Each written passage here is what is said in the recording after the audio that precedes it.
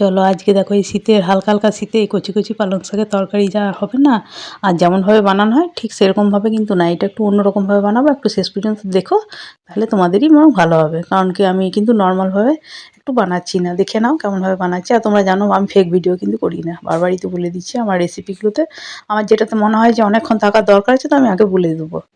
এবার দেখো প্রথমে কি করছি, প্রথমে আমি ফোড়ন দিয়ে নিচ্ছি, ঠিক আছে। বেশি কিন্তু তেল এখানে আমি ইউজ করছি না, কারণ আমি শেষে কিন্তু তেলটা ইউজ করব। এবার দেখো যা সবজি থাকবে সেটাকে আগে ভেজে নেবে ভালো করে। এই যে দেখো এরকম করে একটু কষিয়ে নেবো, হ্যাঁ।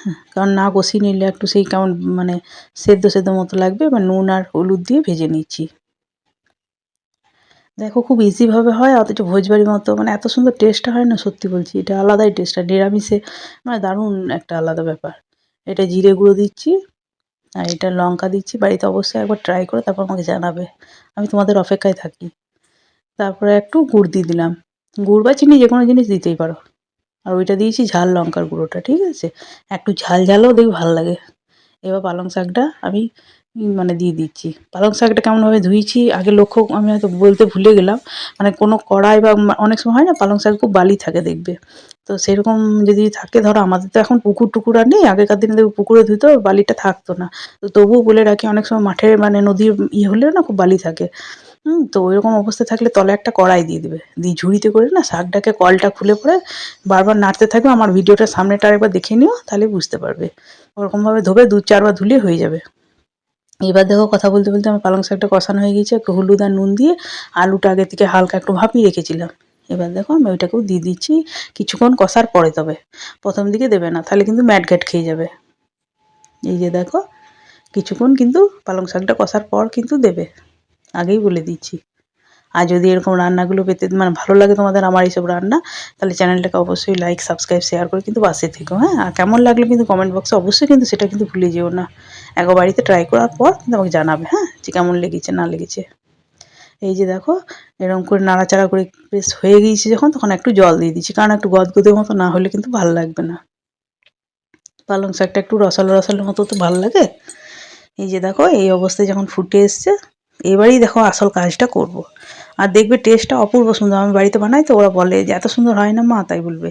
তোমরা অবশ্যই দেখো, তখনই নয় তোমরাও বলো যে কেমন হয়েছে আমার এই রেসিপিগুলো। এবার দেখো ঢেলে রাখছি, এই পর্যায়ে ঠিক আছে। এবার এরপর কিন্তু আমার নেক্সট স্টেপটা আরম্ভ হবে। সবাই তো এরকমভাবে করে, কিন্তু এবার দেখো বড়ি দেবো।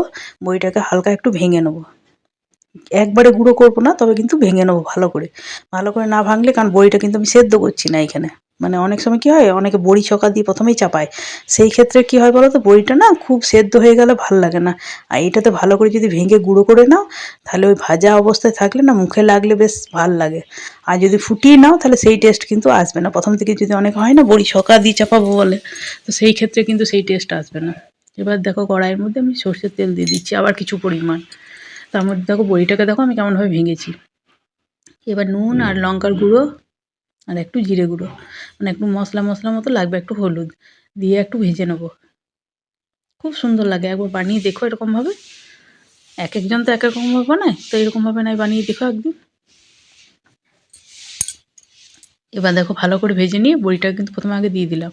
এরপর দেখো আমি কি করছি, এইগুলো কিন্তু আমি একটাও ফোটাবো না। তাহলে কি বলো তো, বড়িটা না আছে হালকা গরম অবস্থা এখন তরকারিটা আছে, মুখের মধ্যে লাগবে, খুব ভালো লাগবে। দেখো আবার বেশ কিছুটা আবার কিন্তু তেল দিলাম, তেল কিন্তু লাগবে, ঠিক আছে। কিন্তু কেসটা হচ্ছে যে আগে এগুলো সব দিয়ে নিই, মানে একের পর স্টেপ আছে তো সব। এই যে দেখো এবার আমি কিন্তু ওই যে ৫ ফোড়ন আর শুকনো লঙ্কা একটু বেশি করে দিয়ে ছকে দিলাম। এবার আমি মিক্স করে নেবো এটাকে। তাহলে না ওই যে ভাজা মানে বড়ি ভাজার আর ওই ৫ ফোড়ন আর ইয়ে দিয়ে যে শুকনো লঙ্কা দিয়ে ছকেছি না, ওর জন্য পালং শাকটা এত সুন্দর সেন্টটা ধরে রাখবে আর পুরো অয়েলি হয়ে যাবে, হ্যাঁ। একটু তেলটা কিন্তু বেশি করে করে দিয়ে করো কিন্তু।